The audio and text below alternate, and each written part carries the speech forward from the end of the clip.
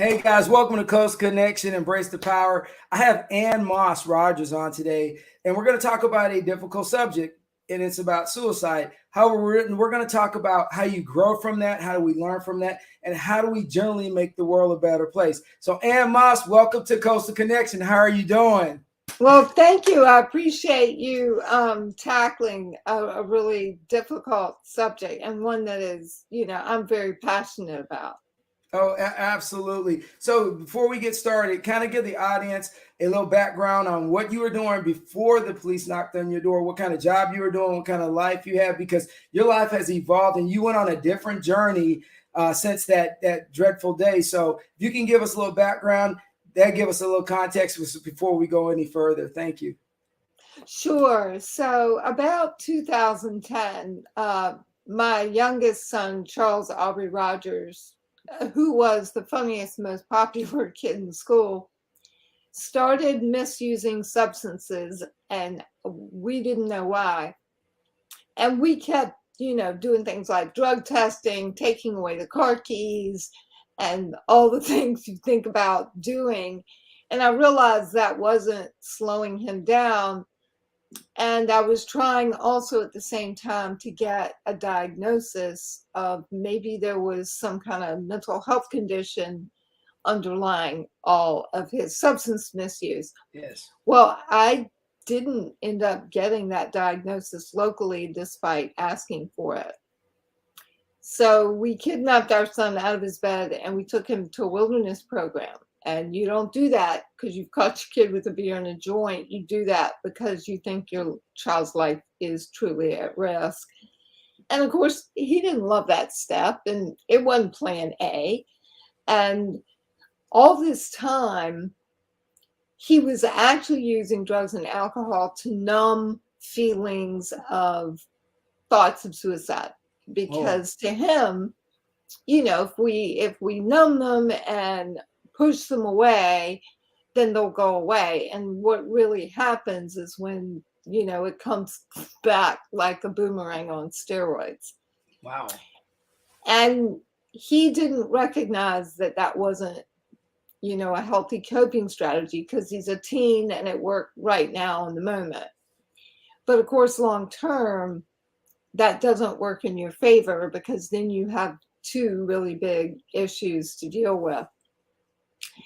And it was, he ended up going to this wilderness program to therapeutic boarding school. He came back in 2014, having spent some 22 months outside our home in some kind of placement.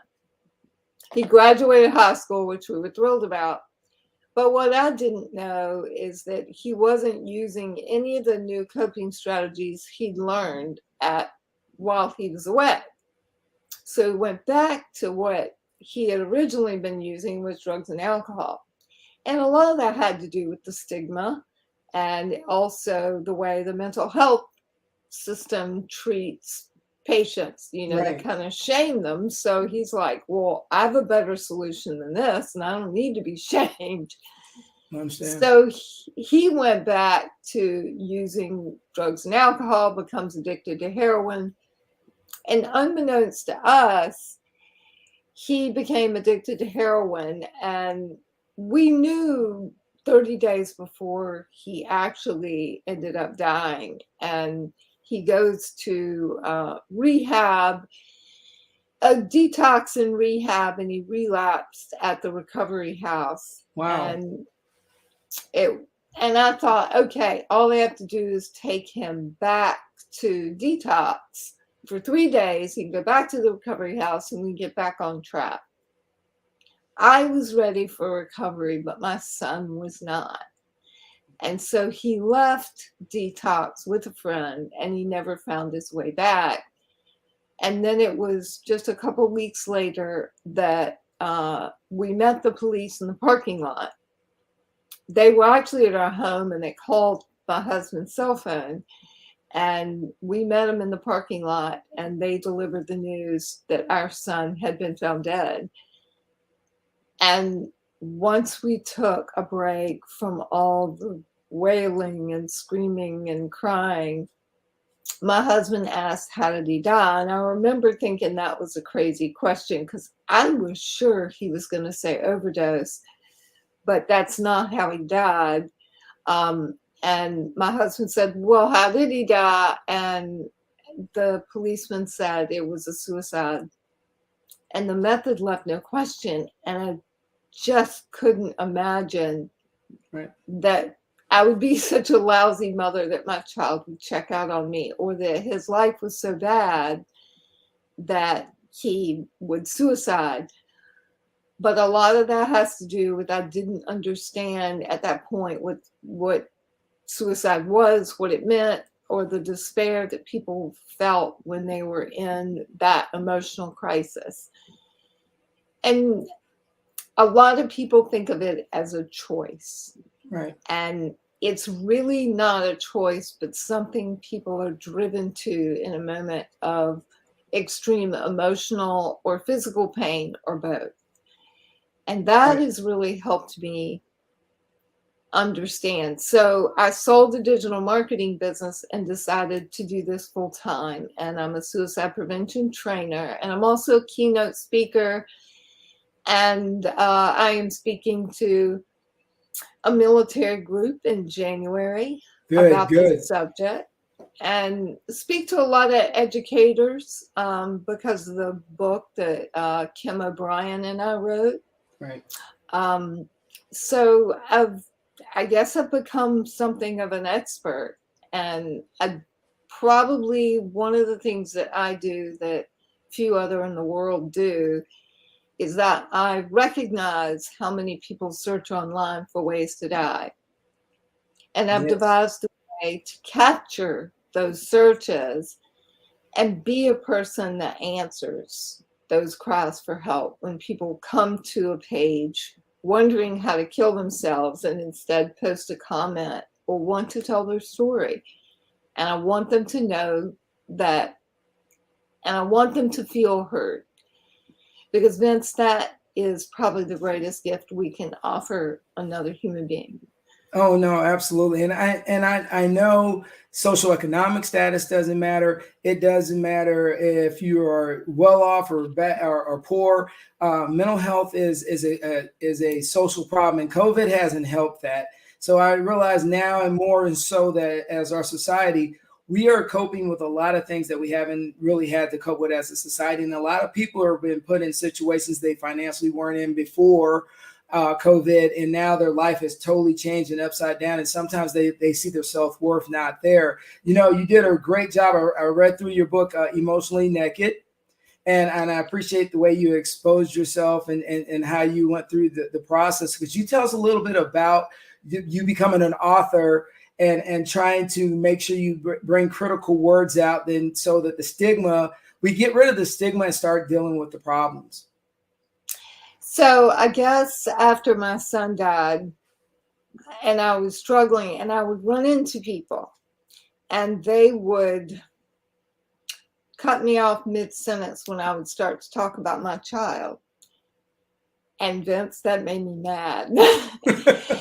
I was like, you know, he was part of my life. And just because he died by suicide doesn't mean I don't want to talk about him. Right. And I wasn't ashamed of him.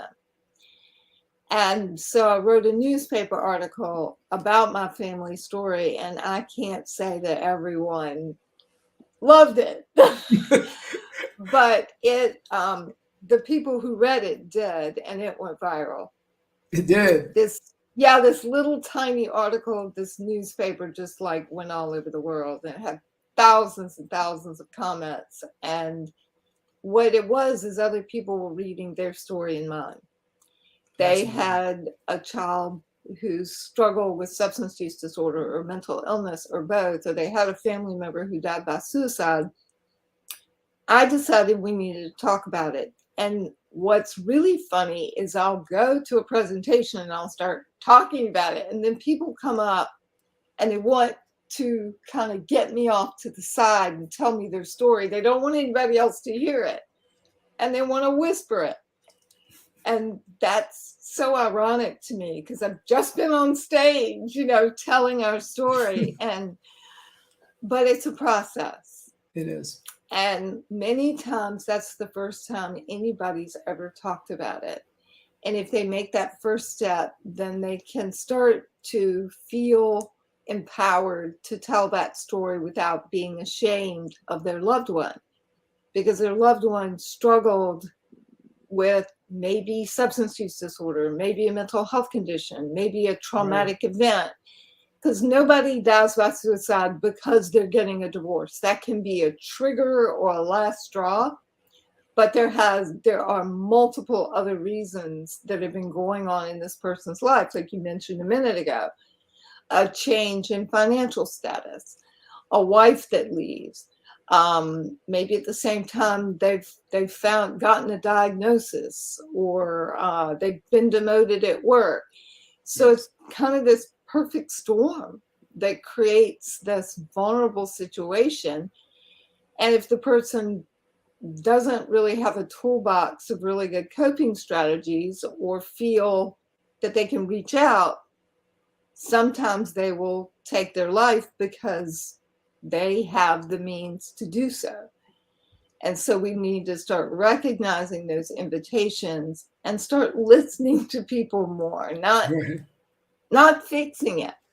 Because when we listen to people who are suicidal, we need to listen and say things like, tell me more. How long have you felt this way? I'm so sorry you feel this way. Meet them where they are in their pain, instead of, you have so much to live for. Oh, we're so tempted to fix it and say things like that, because that's how we see them, right? You know? Right. You know, but, I'm sorry. But that's not the space they're in at that moment. Oh, yeah. And I often think that, you know, everybody thinks there's a quick fix to everything, because we live in such a society in our society that everything has a quick fix, and there's a process. And I don't think a lot of people understand that there is a massive process when you're dealing with mental illness, and it's not something that you can switch a light on or turn it off and everybody's going to be happy and okay. You know, I'm sure Charles was vibrant, had a great life, and you know, and you just didn't see any of this coming, and when it happened, it's a joke, because, you know, as I told you earlier before we started, you know, I had a half brother. He made the same decision, and I don't think anybody's prepared to deal with it. But you said some key things, and you also talked about your process in your book of how you process going through things, is that you actually have to live it. Then you write about it, and you have emotional breakdowns, and you pick yourself back up, and you keep moving forward. And so as you went through that process, you started helping other people. And so it wasn't no longer just you anymore. You became, and the word advocate's not an advocate. The word is, you actually became a person people turn to. So can you kind of tell us the fact that you went from this grieving mother, to now you're helping people that are struggling with their own addictions and their own thoughts of mental illness. And now you're that person that people actually reach out to and talk to. How does that impact you? I mean, because it's got to be, whew. I know it did evolve there. So I wrote the article, and then the book had been writing itself in my head before my son died, except of course, in my little fantasy, he was going to be a recovery star, and I was going to write about that later, and I couldn't wait to write that book. So after he died, that book reformed in my head. And so the article goes viral. I started the blog called Emotionally Naked and started to write basically publicly how I felt. And boy, putting those posts out there pretty much made me cringe. And I thought, I'm begging for attention. That's what it felt like. But something was driving me to keep sharing. Right. And then somebody said, well, I want to subscribe. And then more people. And now I have like close to 10,000 subscribers. You do. And I'm like, you have a following. You do have a following. And it's a positive thing, Ann Moss. It's a positive thing. It is. It is. And that kind of drove me to share more. So they supported me in this effort. And without them, I'm not sure I would have kept sharing. Right. So I published the first book, Diary of a Broken Mind, which is a memoir. And I included my son's lyrics in that book about every other chapter. So you can read the story from my perspective and his perspective so that you get what he was thinking and what I was thinking, which at times was very different. And I think that perspective, that's the feedback I get from parents. So I'm marketing that book, I'm blogging, and then we're right before the pandemic and we're hearing about things this January, and Wiley Publishing reaches out to me and says, do you want to write a book for teachers? And we were thinking about Emotionally Naked, a teacher's guide to preventing suicide and recognizing students at risk. And I was like, oh, sure, I'd be glad to write that book. And then I hung up and I panicked. Why did you panic? Because I'm like, how am I going to do this? You know, they haven't accepted me in the suicide prevention space Right. yet. You know, I'm not a PhD, I'm not a teacher, I'm not. But you know what? I have lived experience, and I went and found a PhD to be a co-writer with. And what I didn't recognize, Vince, is how much data I had of my own from my website and from the Google Drive and from my statistics. And I have a ton of data and I have a ton of comments. So I am reaching people when they are feeling the absolute worst in their life. They're not reflecting back. They are in that moment when I am replying to them. And that's very different, because I think a therapist is often sitting with a patient and they may feel, oh, it was yesterday or a few hours ago, but it's in the moment for me. And I had to figure out how to answer. Right. So I'm writing the book, and during the pandemic, I'm answering like so many more comments than I ever have. But what I kept finding out is that in this vast and uncaring world, just hearing one person respond and say, I hear you, I'm listening, keep talking, has a profound effect on people. And that was a gift I could keep pushing forward in my son's name, because that's what he did so well. And I didn't really recognize that I was doing what Charles had been doing, and I was carrying that forward, and that was part of my healing and surviving. Well, I mean, you're representing Charles well, and the thing is that you are reaching out and touching so many people, because I realize, looking at your stuff on Twitter, looking at your homepage for your website, watching your TED Talk, which that's unbelievable on your TED Talk. How did you get to the point where you have arrived? You're giving a TED Talk and you're talking about a tough subject with people, but I love the way you delivered it. So just tell me, how did that feel? That's you on the stage putting that power out there. Oh, I wanted to do a TED Talk for so long. And I applied twice and I was turned down twice.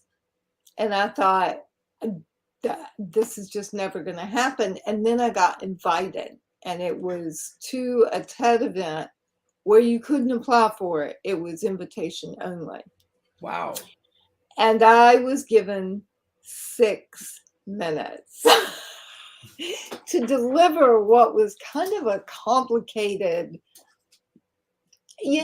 content marketing and search engine optimization are not common terms to people. No. So I had to boil it down to what people understood quickly. And I remember, practicing it. And once I got there and looking at that big red dot and feeling very nervous, and suddenly taking a deep breath, going, the nerves and the excitement are this close together. This is what I wanted, and I can't wait to get out there. And my audience embraced me and supported me. And I did my 6 minutes, and everybody came up afterwards and said, it was too short. I wanted more of you. And that just felt so good. And, you know, it's not like the most watched TED Talk, but I will say that when somebody is considering me for a speaking engagement, what they tell me is that, you know, I am emotionally naked. I'm not looking for perfectly polished, but I'm looking for somebody to make it real, for my audience to feel something, and not just sadness, but I want them to laugh, I want them to cry, and I want them to leave with a message of hope. And so that's really, really important to me, that they feel that sense of hope, that even though I've suffered the most devastating loss of my life, that they leave with, okay, how can you turn this tragedy into purpose? How can you turn this into a potential for healing and building your emotional toolbox for coping, which is basically what I've done. And I've even gone back to coping strategies I used in my grief journey and recognized what ones fit with dialectical behavioral therapy. And I start breaking it down and then writing down what the example is so they can see how I applied it. And I didn't even know those existed. Wow. But what would happen if more people knew they existed? And they can use these healthy coping strategies. And the point is to build a lot of them. So writing was a big one for me. Exercising was a big one for me. Going out in the cold was a big one for me. Going to a support group and opening up and bonding with other people who had been through this tragedy. All those things helped. And, you know, so it's not just one thing. You've got to have several things, you know. And then other people have shared that they liked reading a book of fart jokes. They liked beekeeping, gardening, and then other people say painting or some other creative pursuit. It's been really interesting what people have identified as their coping strategies, and I just love that.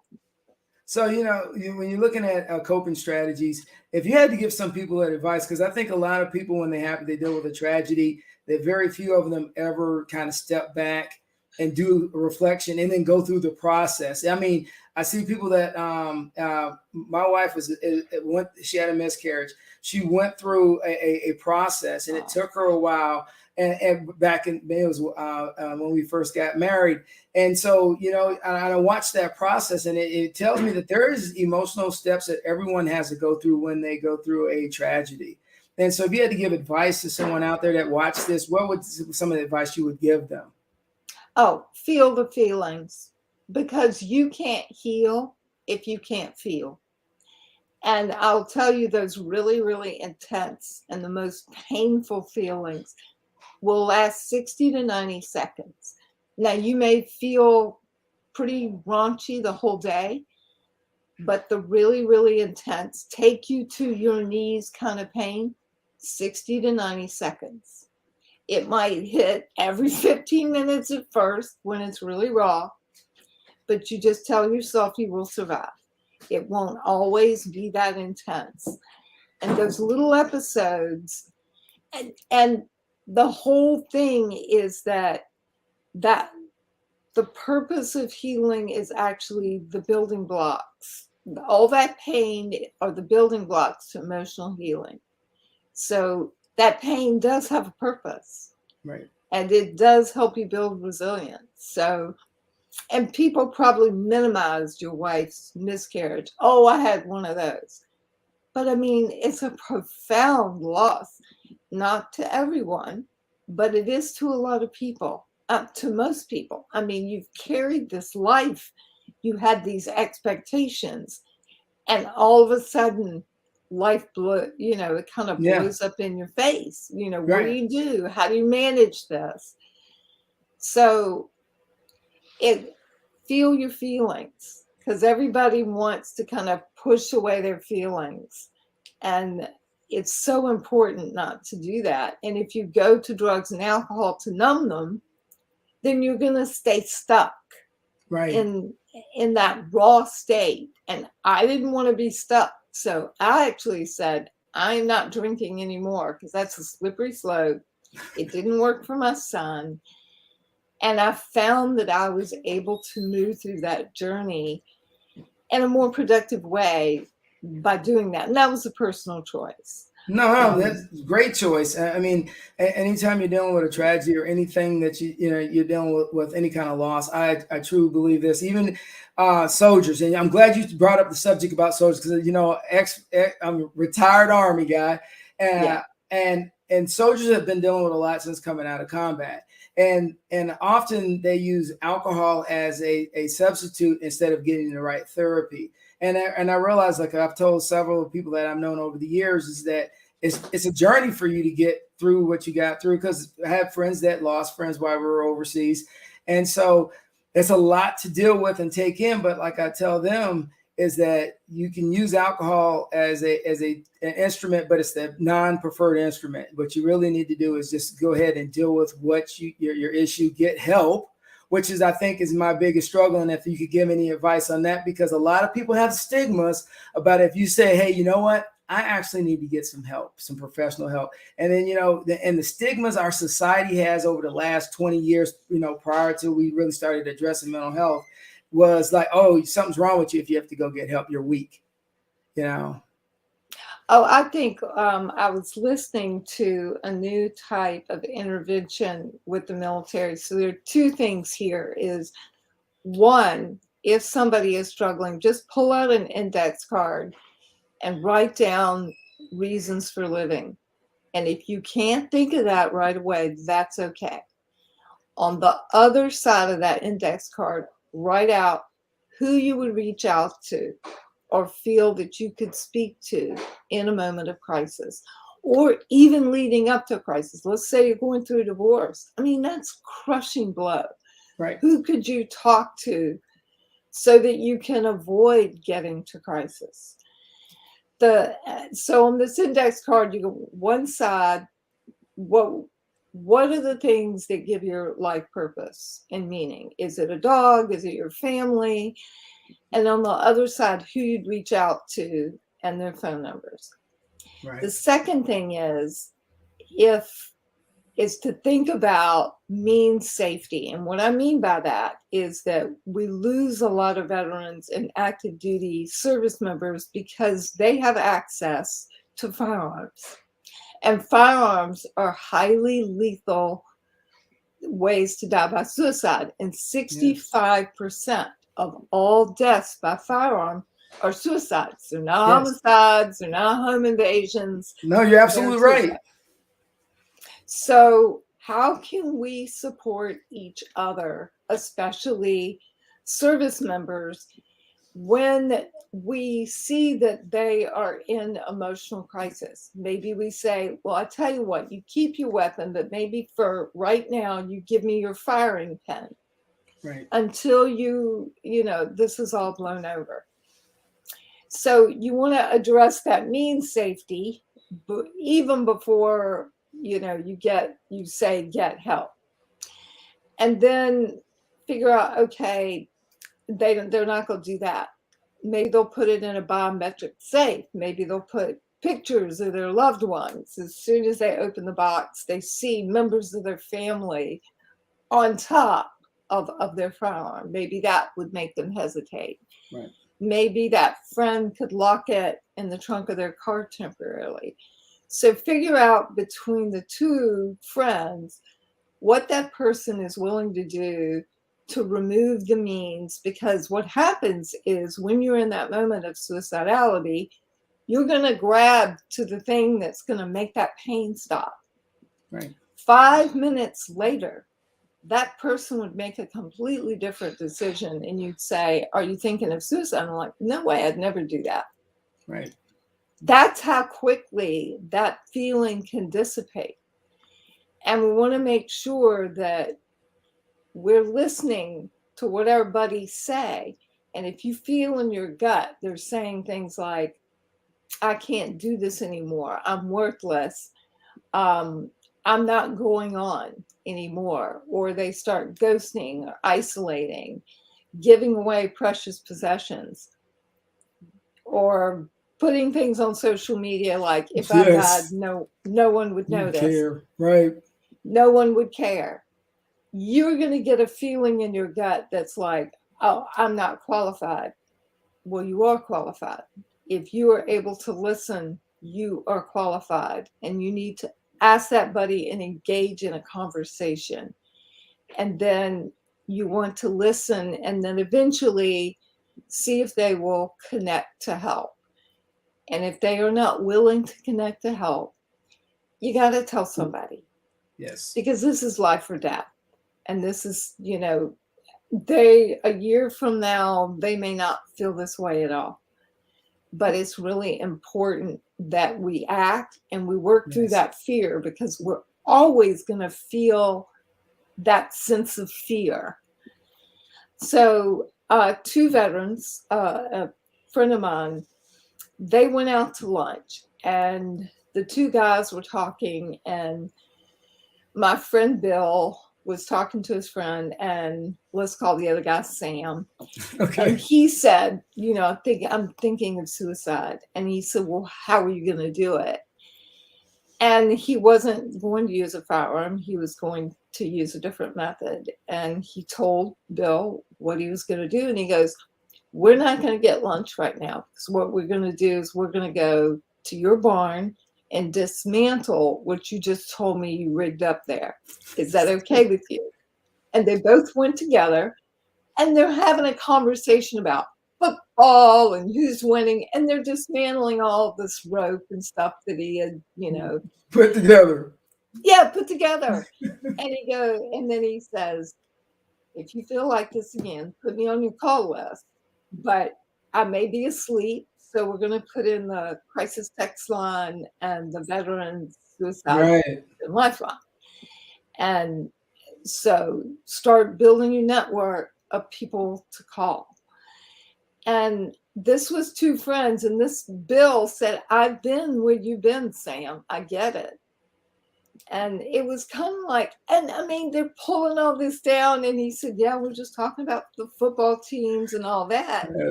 And I mean, just gotta talk. Battle buddy. It's just another day. I mean, how many people in the military haven't thought about that at some point? I mean, think about all the things you see and do, Vince. I mean, there's some hard days. There were some hard days, trust me, and there are a lot of things you had to cope. And I will put it out there. I sought help after I came back from my second tour of Iraq, and it was reason why it is just that the mental drain on any human being will cause anybody to maybe have to talk to somebody. And you know what? Absolutely. And getting help doesn't make you weak. It actually makes you stronger, because everybody, to me, everyone has an opportunity to change lives for other people out there.